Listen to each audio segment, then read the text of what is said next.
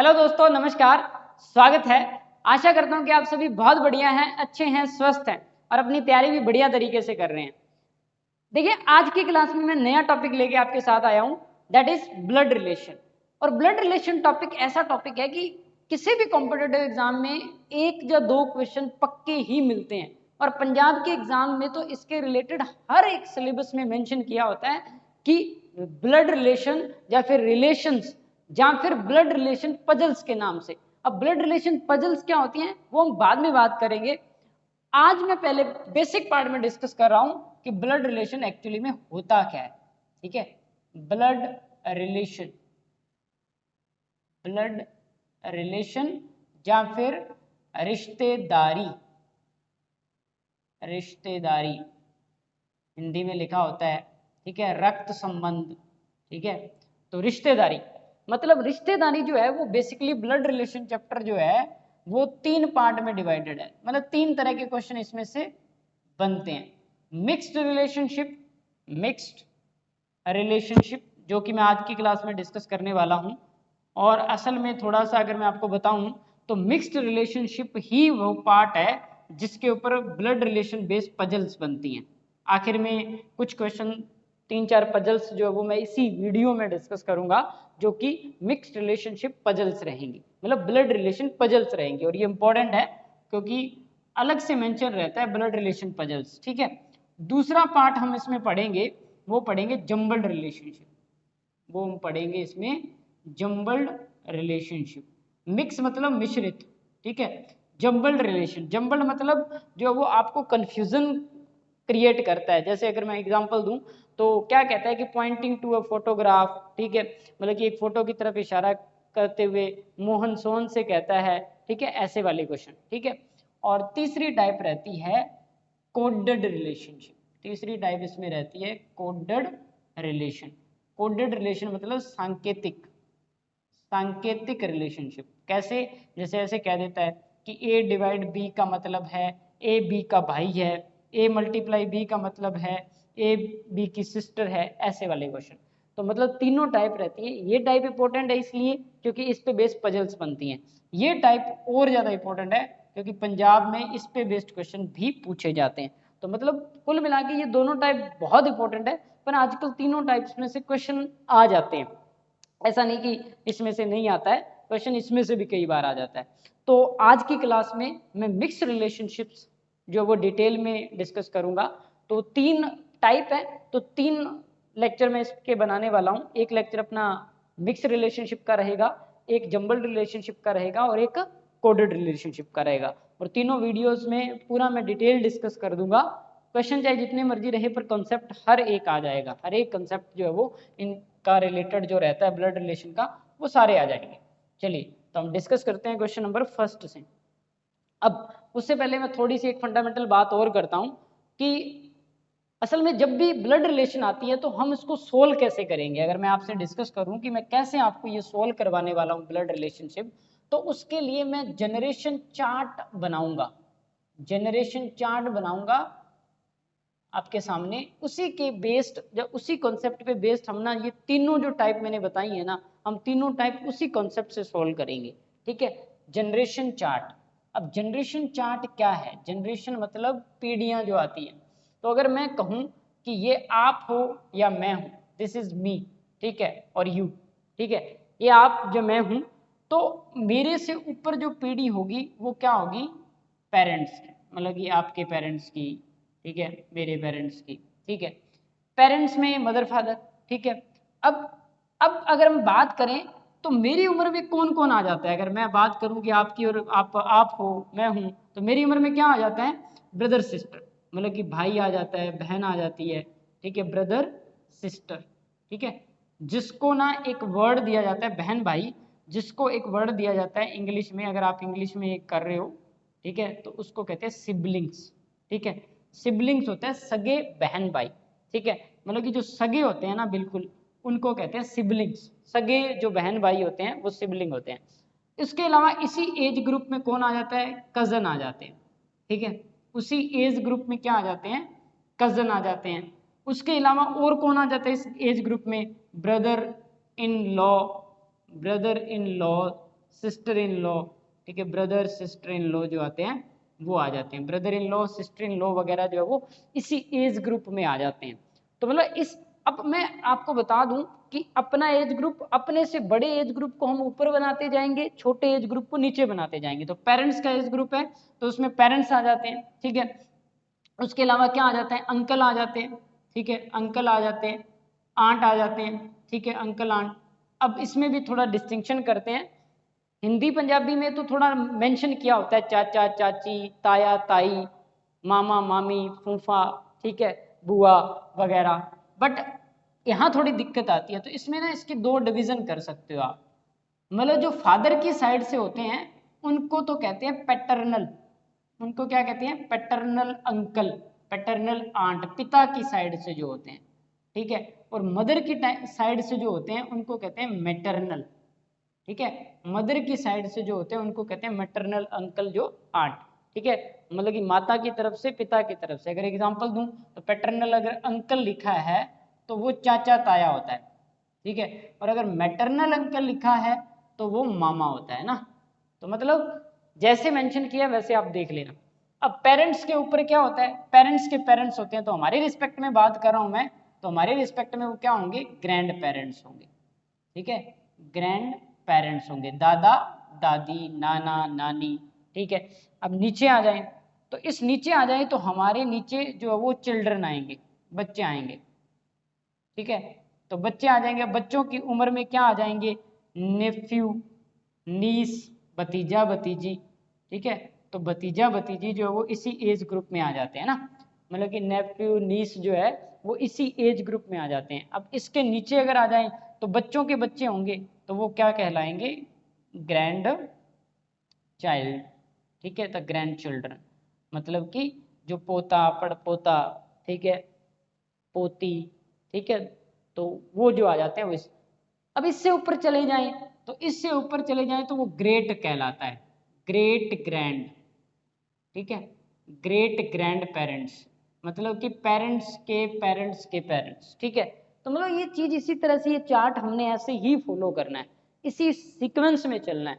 अब अगर मैं बात करूं इसमें, तो अंकल आंट की बात, मतलब कि जेंडर की अगर हम बात करें, देखिए जेंडर दो ही होते हैं, ठीक है, एक मेल एक फीमेल, ठीक है, थर्ड जेंडर की यहाँ पे बात नहीं होती है, ठीक है। तो मेल और फीमेल दो जेंडर होते हैं।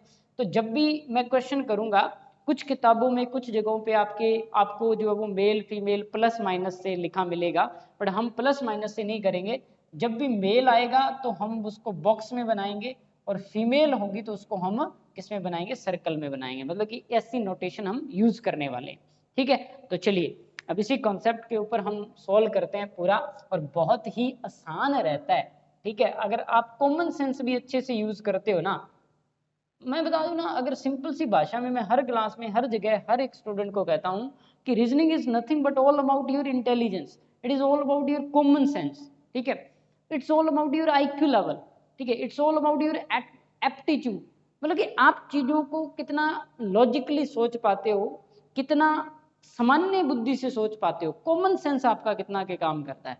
अगर आपका कॉमन सेंस अच्छा खासा है ना, तो आपकी रीजनिंग अच्छी खासी ऑटोमेटिकली होगी, ठीक है। बस कुछ चीजें सीखने की जरूरत है, जिसके लिए मैं आपके साथ हूं, ठीक है। तो चलिए क्या है, अब क्वेश्चन नंबर 1, मैंने आपको बेसिक फंडामेंटल सारी बातें बता दी है जो हमने डिस्कस करनी है इसके अंदर। क्वेश्चन नंबर 1 डिस्कस करते हैं। कहते हैं कि B is husband of P, B जो है वो पी का हस्बैंड है। तो बी कौन है, पी का हस्बैंड है। तो बी अगर हस्बैंड है तो बॉक्स में रख दिया, और पी का है तो इसका मतलब पी उसकी वाइफ है, तो सर्कल में बना दिया मैंने, ठीक है। फिर क्या कह रहा है, Q is the only grandson of E. अब देखो आपको ना तो क्यू पता ना ई पता, तो अगली लाइन पे आइए, who is wife of D, आपको डी भी नहीं पता, and mother in law of P, and mother in law of P. तो जो पी की मदर इन लॉ होगी वो इसकी मदर होगी, तो इसकी जो मदर है वो दोबारा पूरी लाइन को पढ़,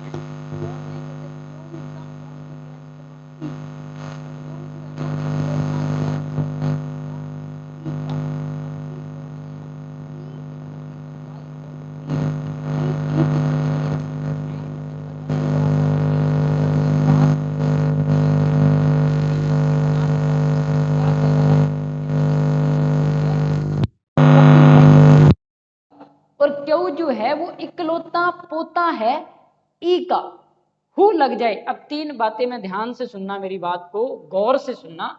अगर आप इंग्लिश में पढ़ रहे हो और आपको समझ नहीं आता, तो अगर हु लग जाए, ठीक है, और अगर लग जाए हु एंड विच लग जाए, हु एंड विच लग जाए ना, तो ये हमेशा सेकंड पर्सन की बात करते हैं, सेकंड पर्सन की बात करते हैं, जो क्लोज होता है, जो इंसान क्लोज होता है। क्लोज करने का मतलब साथ में है। जैसे ई लगा के हु लगा हुआ है, ई के बाद हु लगा हुआ है, तो ये ई की बात कर रहा है, ठीक है। तो ई की बात कर रहा है, तो सेकंड पर्सन की बात कर रहा है। सेकंड पर्सन मतलब उस लाइन में क्यों फर्स्ट पर्सन है, ई सेकंड पर्सन है। और अगर लगा हो एंड, बट और वाइल, एंड बट और वाइल, ये चीजें हम और भी बहुत जगह यूज करेंगे, तो आप ध्यान में रखना इस चीज को। तो ये फर्स्ट पर्सन की बात करता है। अगर ये लगा आ जाए तो ये फर्स्ट पर्सन की बात करते हैं, और who and which second person की बात करते हैं। तो हु विच मतलब पास वाले इंसान की बात करते हैं। तो अब उसने क्या कहा, हु कौन, ई जो है वो पत्नी है डी की, ई जो है वो डी की पत्नी है, इसका मतलब डी उसका पति है, और वो मदर इन लॉ है पी की, मतलब पी की सास है ई। अब वापस चलते हैं, Q is the only grandson of E, क्यों जो वो इकलौता पोता है, इसका मतलब इन दोनों का बेटा है, इन दोनों का बेटा है वो। तो इन दोनों का बेटा है, तो बॉक्स बना दिया मैंने, क्यों उन दोनों का बेटा है बी और पी का, पी की सास ई है, ई का पति डी है। अब कहते हैं कि how is B related to D, B का डी से क्या रिश्ता है। तो बी, अब देखो बी की माँ ई है, तो डी उसका कौन होगा, पिता। तो पिता होगा तो मतलब फादर होगा कौन, डी।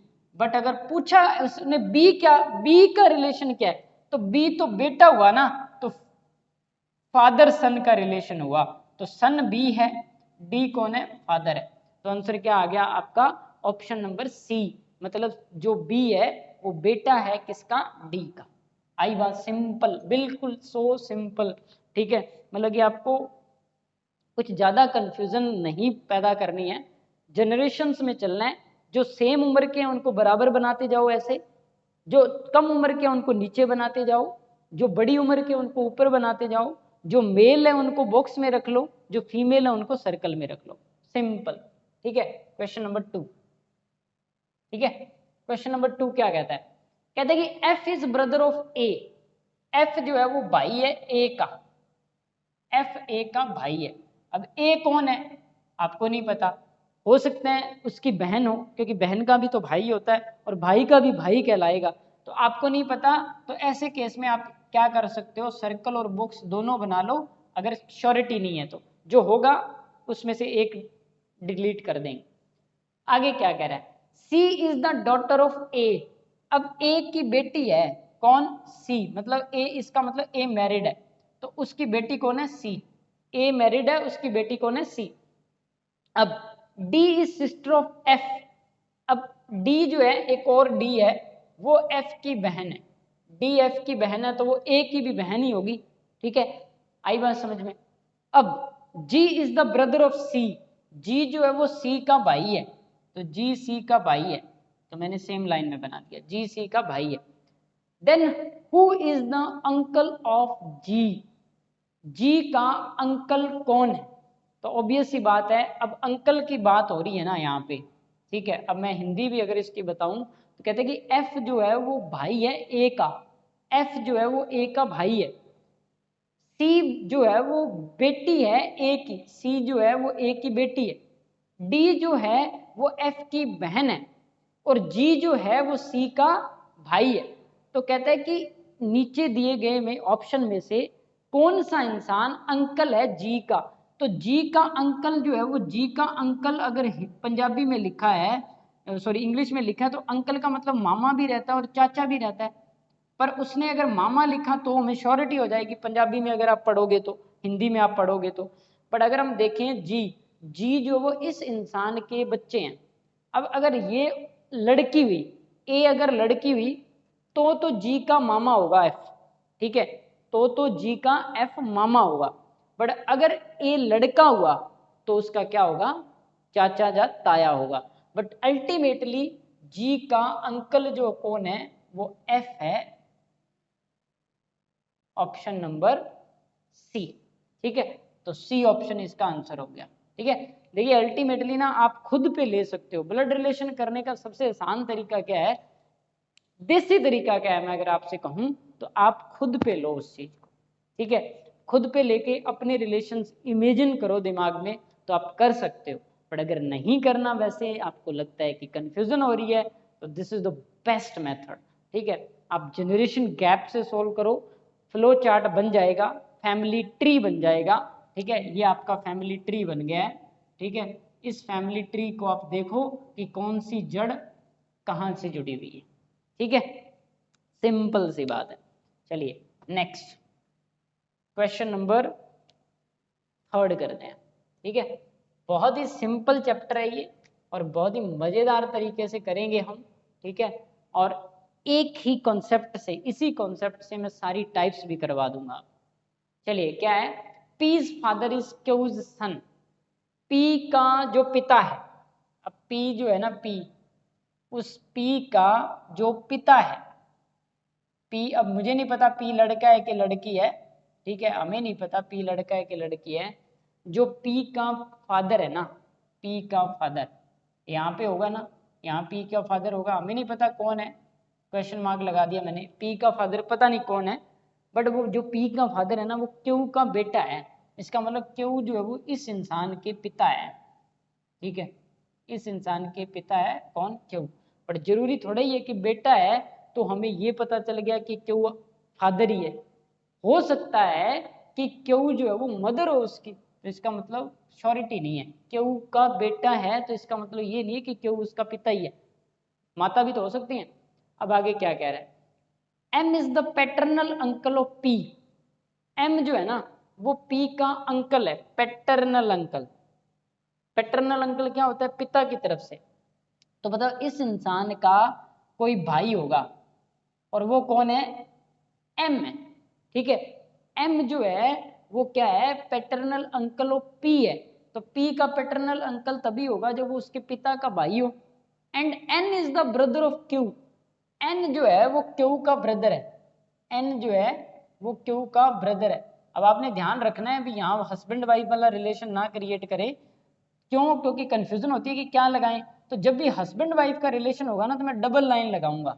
ठीक है, स्ट्रॉन्ग बॉन्ड से दिखाऊंगा ना, हो चाहे ना हो वो अलग बात है। ठीक है, मतलब कि हस्बैंड और वाइफ का रिलेशन जब भी आएगा तो मैं उसको डबल बॉन्ड से दिखा दूंगा, ताकि आपको 2 लाइनों से क्लियर हो जाए कि वो हस्बैंड वाइफ। ठीक है, तो ये एन भाई है इस क्यू का। ठीक है, N is the brother of Q. How is N related to M. तो एन जो है वो एम के क्या लगेगा, तो देखो एन जो है वो ये इंसान है, ये दोनों भाई भी हो सकते हैं, ये भाई बहन भी हो सकते हैं, और उसका एक बेटा ये है और दूसरा बेटा ये है। तो इसका मतलब जो एन है वो क्या लगेगा, अंकल लगेगा इन दोनों के। ठीक है, एन जो है वो क्या लगेगा, अंकल लगेगा। तो अंकल लग गया, तो इसका मतलब N, how is N related to M. तो एन जो है वो अंकल लग जाएगा इसके, तो एम जो है वो उसका क्या होगा, भतीजा होगा। ठीक है, तो नेफ्यू होगा। तो आप ऑप्शन देखिए, इसने क्या बोला, how is N related to M. तो क्वेश्चन क्या था, पी जो है पिता है Q, P is father, P is father of Q's son. P जो है वो पिता है क्यू के बेटे का, ये क्यू का बेटा है, उसका पिता कौन है, P is father of Q's sun.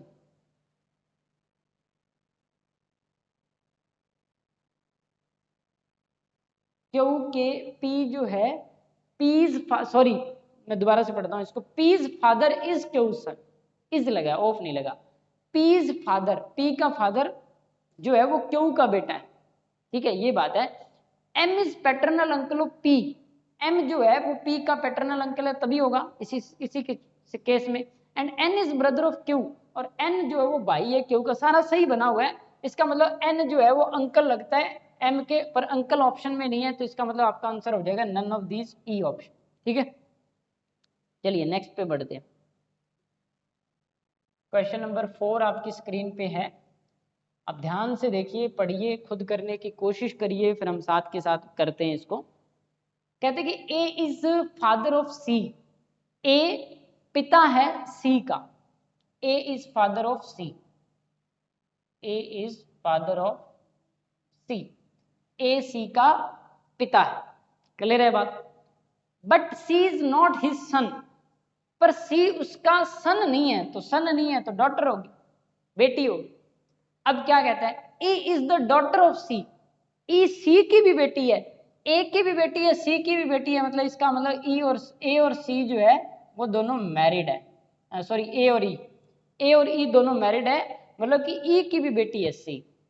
F is the spouse, अब ध्यान रखना भाई, आजकल आपने देखा होगा, अगर आप ध्यान रखते हो तो कई बार तो कुछ फॉर्म, आप फॉर्म देखते हो तो उस पर लिखा होता है मैरिटियल स्टेटस, ठीक है, मतलब कि विवाहित स्टेटस क्या है आपका, भाई मैरिड हो कि अनमैरिड हो। कई बार तो अनमैरिड मैरिड लिख देते हैं, कई बार लिखा होता है हस्बैंड वाइफ, हस्बैंड जहाँ वाइफ, भाई अगर लेडीज है तो उसका हस्बैंड कौन है, अगर जेंट्स है तो उसकी वाइफ कौन है। बट एक वर्ड और यूज होता है स्पाउस, स्पाउस का मतलब भी यही होता है हस्बैंड जहाँ वाइफ में से कोई एक, दोनों के लिए कॉमन वर्ड यूज हो जाता है। अगर लेडीज है तो वो अपने हस्बैंड का नाम लिख देगी, अगर जेंट्स है तो वो अपने वाइफ का नाम लिख देगा, उसको कहते हैं स्पाउस, ठीक है। तो वो कहते हैं कि F is spouse of A, F is spouse of A, sorry sorry sorry sorry मैंने यहाँ पे गड़बड़ कर दी, दोबारा से पढ़ते हैं इस लाइन को। कहते हैं कि E is the daughter of C की बेटी है, ई जो है, E is the daughter of C, sorry भाई, ई जो है वो बेटी है सी की। F is the spouse of A की स्पाउस जो है ना, ए की स्पाउस जो है वो एफ है, ए की स्पाउस जो है वो एफ है, मतलब एफ जो है वो ए की पत्नी है, तो इसका मतलब एफ आएगी यहाँ पे, और ए की बेटी सी है और सी की बेटी ई है, इसका मतलब सी भी मैरिड है, ठीक है। अब क्या कह रहा है, B is the brother of C, B, B जो है वो भाई है किसका, सी का भाई है, तो मैं उसको बॉक्स में बना देता हूँ, ठीक है। तो कहते हैं कि B is the brother of C, D is the son of B, D जो है वो बी का बेटा है, डी जो है वो सन ऑफ बी है, D is the son of B, मतलब कि ये दोनों बहन भाई है, दोनों ही मैरिड हैं, सी की बेटी ई है और बी का बेटा डी है, ठीक है। अब आगे कहते हैं कि G is the spouse of B, अब बी जिससे मैरिड है वो इंसान जी है, बी जिससे मैरिड है वो इंसान जी है, ठीक है। सी जिससे मैरिड है वो आगे देखते हैं बताया कि नहीं इसने बताया, G is the spouse of B, H is father of G, H is father of G, इस जी का भी फादर जो है वो कौन है, एच है। अब मैं ना यहाँ ब्रेक के लेके आ रहा हूँ, दो बातें क्लियर होती हैं यहाँ से भी, एक तो जी और बी हस्बैंड वाइफ है, और एक ना ये फैमिली बदल गई है, ये फैमिली अलग है, ये फैमिली जो है वो अलग फैमिली है, मतलब ये जो लड़की है इसका भाई है ये, और ये भाई जो है वो आगे मैरिड है जी से, और अब स्पाउस, जी स्पाउस है, तो ये लड़का है तो ये लड़की होगी ना, पत्नी होगी उसकी, ठीक है, ये पत्नी होगी, तो मैं सर्कल में कर देता हूँ इसको, ठीक है। तो अब ये फैमिली बन गई, ये एक परिवार में पति पत्नी है, उसकी ये बेटी है ये बेटा है, बेटी के आगे बेटी है और बेटे के आगे एक बेटा है, और जो बेटा मैरिड है वो जी से है, और जी का आगे एच जो है वो कौन है, फादर है। तो मतलब ये दोनों आपस में समधी हो गए, है ना, संबंधी हो गए, सगे संबंधी, है ना, समधी हो गए। अब who is grandmother of D, इस डी की ग्रैंड मदर कौन है, ग्रैंड मदर मतलब दादी या नानी कौन है। अब नानी तो दिखा नहीं रखी, ठीक है, पर दादी तो दिखा रखी, ठीक है। तो एफ जो है वो ग्रैंड मदर है, दादी है, पर अगर एच की पत्नी दिखा रखी होती तो वो भी ग्रैंड मदर होती, तो वो नानी होती, ठीक है। तो इसका आंसर क्या आ जाएगा, एफ आ जाएगा, ठीक है। तो अगर एफ इसका आंसर आ गया तो आपके पास ऑप्शन नंबर सी पड़ा हुआ है। तो उसने पूछा ना कि who is the grand mother of D, तो डी की ग्रैंड मदर कौन है, डी की ग्रैंड मदर कौन है, एफ, तो मतलब ऑप्शन नंबर सी आपको दे रखा है, तो आपका आंसर क्या आ जाएगा, सी आ जाएगा, ठीक है। चलिए नेक्स्ट क्वेश्चन करते हैं, question number fifth, question number fifth करते हैं। चलिए देखिए क्या है, क्वेश्चन नंबर फिफ्थ आपके सामने स्क्रीन पर है, ठीक है। और अब क्वेश्चन नंबर फिफ्थ आपके सामने स्क्रीन पर है, तो इम्पोर्टेंट बात मेंशन करता हूँ मैं। अब जो मैंने ये आपके स्क्रीन पे किया है फ्लैश क्वेश्चन, बेसिक लेवल के क्वेश्चन मैंने बता दिए कि वो उसका ये लगता है, वो उसका ये लगता है, वो उसका ये लगता है। अब ये जो क्वेश्चन मैं आपके सामने लेके आया हूँ ना, इस टाइप के क्वेश्चन को ही कहते हैं ब्लड रिलेशन पजल्स। पटवारी के टॉपिक में तो अलग, पंजाब पटवारी में तो अलग से मेंशन है ये ब्लड रिलेशन पजल्स के नाम से, ठीक है, ब्लड रिलेशन पजल्स के नाम से अलग से मेंशन है। बट यहाँ अगर कहीं आपको मिलता है कि ब्लड रिलेशन, ठीक है, जहाँ रिलेशन बेस्ड क्वेश्चन, तो उसका भी ये पार्ट रहता है, ठीक है। तो ब्लड रिलेशन पजल्स ऐसी ही बनती हैं। तो कहता है कि एक इन्फॉर्मेशन दी हुई है आपको, पूरा आगे उसने बताया है कि कहता है कि स्टडी द फॉलोइंग इन्फॉर्मेशन, दी गई जानकारी को ध्यान से पढ़िए और नीचे दिए गए क्वेश्चंस का आंसर दीजिए। कहता है कि ए बी सी आई जे के, एक परिवार में 6 मेंबर हैं, एक परिवार है उसके 6 मेंबर हैं, ए बी सी आई जे के, मतलब एक परिवार में ये 6 मेंबर हैं, ठीक है। और इन 6 मेंबर्स के बारे में वो क्या बता रहा है, जे इज सन ऑफ आई, जे जो है ना वो सन है। तो देखो क्वेश्चन तो वैसे ही होते हैं, उसमें और कुछ नहीं होता, इसमें थोड़ी सी एडिशन कर देता है जेंडर वगैरह की। जे बेटा है किसका, आई का। अब आई उसकी माँ है कि उसका पिता है, वो बात हमें अभी तक क्लियर नहीं, ठीक है। तो J son of I, who is, आ गया ना हु, फिर से हु मतलब I is not the mother of J, I J की माता नहीं है। तो माता नहीं है तो कौन है, पिता, फादर, ठीक है, फादर है।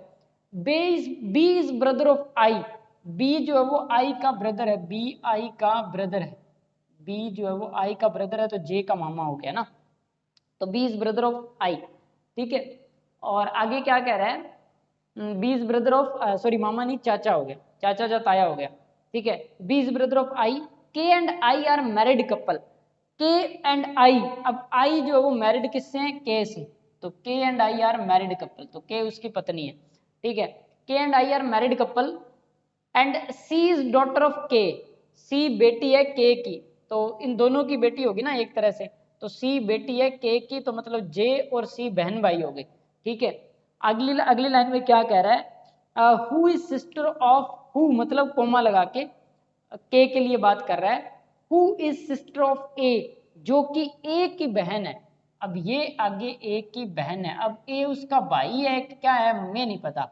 अब दोबारा से ये मैं बात करता हूँ, ये एक फैमिली है जिसमें आई और बी दोनों भाई हैं, और ये आई वो के से मैरिड है, आई और के 2 बच्चे हैं, एक जे और एक सी, ठीक है, एक लड़का एक लड़की है।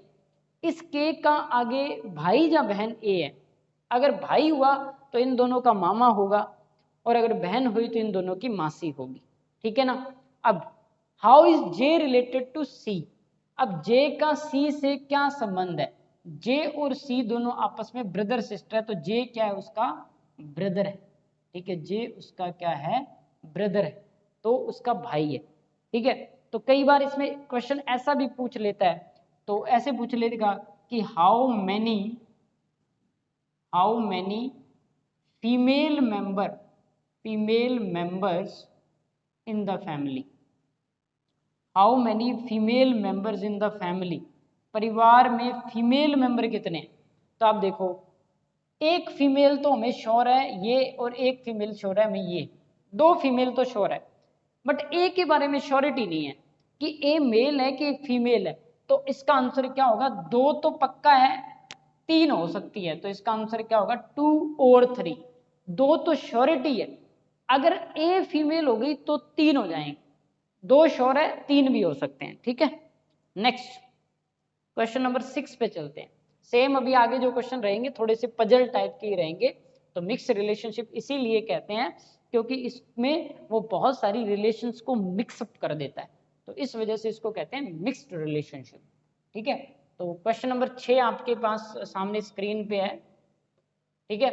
तो 6 क्या है, कहते हैं कि P is granddaughter of A, P is granddaughter of A, A की ग्रैंड डॉटर कौन है, P, ए है कोई, ग्रैंड डॉटर तभी होगी जब बीच में एक रिलेशन आएगा बेटा या बेटी वाला, ठीक है, और पी है उसकी ग्रैंड डॉटर ए की।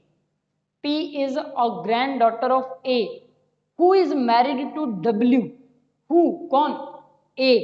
A is married to W, मतलब A और W का विवाह हुआ है।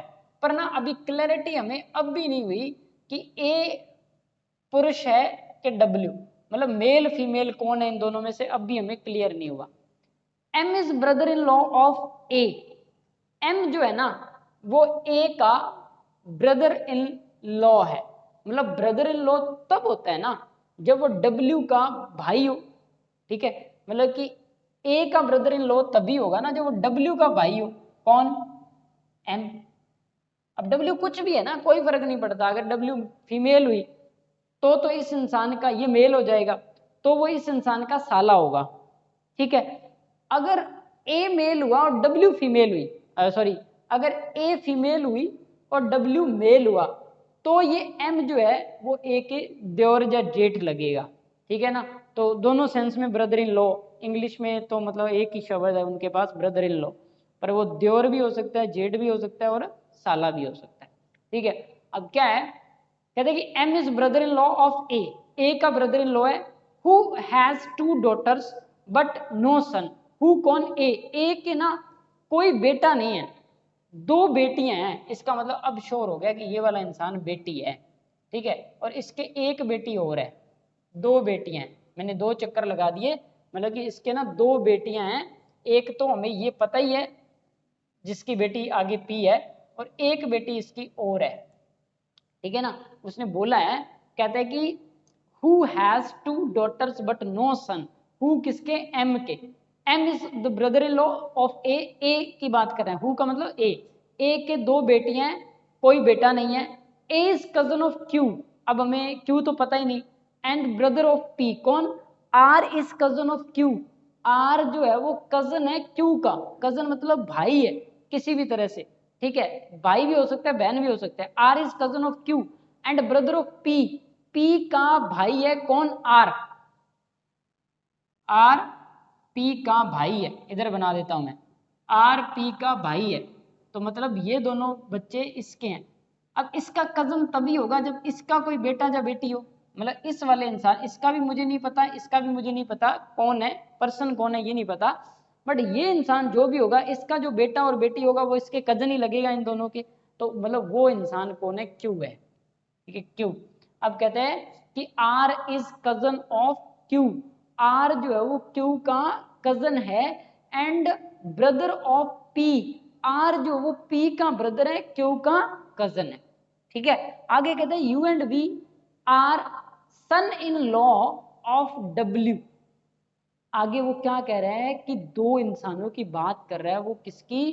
कहते हैं कि 2 इंसान कौन कौन से? U and V are son in law of W। U और वी W के सन इन लॉ कब होंगे? कब होंगे? जब ये दोनों मैरिड कपल हैं, इन दोनों की 2 बेटियां हैं, और इन दोनों बेटियां के 2 पति हो, दोनों मैरिड है तो दोनों के पति होंगे, वो सन इन लॉ होंगे। अच्छी पजल है ना, मजेदार पजल है, देखो कितनी सारी बातें एक साथ, पूरी हर तरह की ब्लड रिलेशन एक साथ वो बात कर रहा है, ठीक है। ये दोनों मैरिड कपल हैं, ये उसका ब्रदर इन लॉ है, उसकी सिर्फ 2 बेटियां हैं, एक उसकी बेटी P है, और जो R है ना वो इसका कजन लगता है क्यों का, वो तभी होगा जब इसका बेटा या बेटी हो, ठीक है। अब वो कह रहा है कि यू एंड वी 2 लोग बताएं, और वो दोनों W के क्या हैं? सन in law. Sun in law मतलब उनके सन इन लॉ क्या होता है? सन इन लॉ होता है जमाई, तो जमाई है दोनों, ठीक है, मतलब बेटियों के पति है। तो अब इसका पति U हुआ तो इसका V होगा, और अगर इसका V हुआ तो उसका U होगा, तो मतलब ऑप्शनल है, इसका U हुआ तो इसका V होगा, और इसका V हुआ तो उसका U होगा, हमें भी पता नहीं ना किसका कौन पति है। V हैज 2 daughters, V की 2 बेटी हैं। अब V अगर ये होता है, अगर V ये होता है तो इसके तो यहाँ बेटा है, बेटियां तो है नहीं। V has 2 daughters, T and S are the daughters of X। T and S, X जो है वो डॉटर हैं, वो X की हैं। D is also member of the family. तो देखो कितनी सारी बातें उसने एक साथ में कर दी है, ठीक है। अब ना इसके तो बेटा है, एक बेटी है, ठीक है। अब ये वाली लाइन इंपॉर्टेंट है जिसमें उसने कहा कि V के 2 बेटियां हैं। अब ये मुझे नहीं पता क्यू कौन है। उसने ये भी बोला कि T and S are the daughters of X। अब T एंड S जो है वो डॉटर्स ऑफ X हैं। अब इन दोनों में से कोई एक X होगा। अब उसने एक बात ये भी बोली कि जो V है ना उसके दो बेटियां हैं। अब इसके तो ऑलरेडी एक बेटा है, ठीक है, R। क्यों? क्योंकि R is cousin of Q, cousin है तो R कजन है, तो मुझे इससे भी नहीं पता चलता ना वो बेटा है कि बेटी है। R उसने लाइन में बोला कि R is cousin of Q, तो कजन बोलने से क्या आपको पता चलता है क्या वो लड़का ही है या लड़की? कजन तो होता है बहन या भाई। तो मतलब R अगर Q के कजन लगता है ना, एंड ब्रदर ऑफ P बोलने से श्योर हुआ था कि वो भाई है, तो मतलब R श्योर था भाई है। बट ये क्यों नहीं पता कौन है। अब अगर आप मान के चलते हो कि ये U है, देखो ये पॉसिबिलिटी पे ही चलेगा, ये U है तो, और ये वाला X है तो ये V हो जाएगा। और इसकी दो बेटियां हैं, कौन बेटियां हैं वो दोनों? एक T बेटी है, एक S बेटी है। उसने बोला कि इसके दो बेटियां हैं, ठीक है, T एंड S। अब उसने बोला कि D है ना वो भी फैमिली का मेंबर है, तो इसका मतलब ये वाला इंसान जो है वो D हो जाएगा। तो इसका मतलब X और V मैरिड है, उसकी दो बेटियां T और S तो श्योर है। क्यों? बेटा भी हो सकता है बेटी भी हो सकता है, इसमें श्योरिटी नहीं, ये प्लस माइनस है, ठीक है, ये प्लस माइनस है। और R और P जो है वो हमारे पास ऑलरेडी हमें जेंडर पता है, और U का भी जेंडर अभी आपको पता हो गया, ये मेल ही होगा, और V का भी आपको जेंडर पता है, मेल ही होगा। तो देखो फैमिली बन चुकी है। बट आई थिंक कि अभी तक हमें A और W के बारे में नहीं पता। A who is married to W, A W से विवाहित है, इससे ये नहीं पता चलता कि A जो है वो मेल ही है। P जो है वो पोती है A की, इससे भी नहीं पता चलता कि वो मेल है, ठीक है। हु हैज टू डॉटर्स, मतलब आगे क्या कह रहा है, M is brother in law of A, M A का ब्रदर इन लॉ है। ब्रदर इन लॉ तो मतलब इसका भाई होगा, ठीक है। अब वो नहीं पता कि कौन किस तरह से ब्रदर इन लॉ है, मतलब कि साला है कि देवर जेठ है, ठीक है। तो सारी बातें एकदम से आई थिंक क्लियर हो चुकी हैं इस क्वेश्चन में आपको, ठीक है। दोबारा से पढ़िए और जो मैंने बनाया उसको रिलेट करिए, ठीक है। मैं क्वेश्चन देखता हूँ, how is X related to R, X का आर से क्या संबंध है, ठीक है। अब वैसे देखिए तो ये दोनों बहनें हैं, ठीक है, ये दोनों बहनें हैं, तो उस हिसाब से तो मासी लगेगी। How is X related to R according to the given information, तो जो एक्स है वो आर के कैसे जुड़ी हुई है, तो एक्स जो वो आर की आंटी है, ठीक है, आंट है, आंट बोले तो मासी है, ठीक है। तो मासी लग गई इससे, ठीक है, माँ की बहन मासी, माँ नहीं पर मासी, ठीक है, माँ जैसी, ठीक है। तो इसका मतलब आंट है, तो आंसर आ गया आपका ऑप्शन नंबर बी, ठीक है। तो ऑप्शन नंबर बी इसका आंसर आ जाएगा। बढ़िया पजल थी, इसीलिए इसको कहते हैं ब्लड रिलेशन पजल, मतलब मिक्स रिलेशनशिप को थोड़ा पजलिंग बना देता है। नेक्स्ट क्वेश्चन, क्वेश्चन नंबर 7, ठीक है। नेक्स्ट क्वेश्चन है क्वेश्चन नंबर 7। सातवां क्वेश्चन क्या कहता है, N is father of R and T and husband of P. N जो है वो फादर ऑफ आर है, एन जो है वो किसका फादर है, आर का, N is father of R, ठीक है। And T, R and T दोनों का, आर का भी और टी का भी, आर एंड टी दोनों का, R and T and husband of P.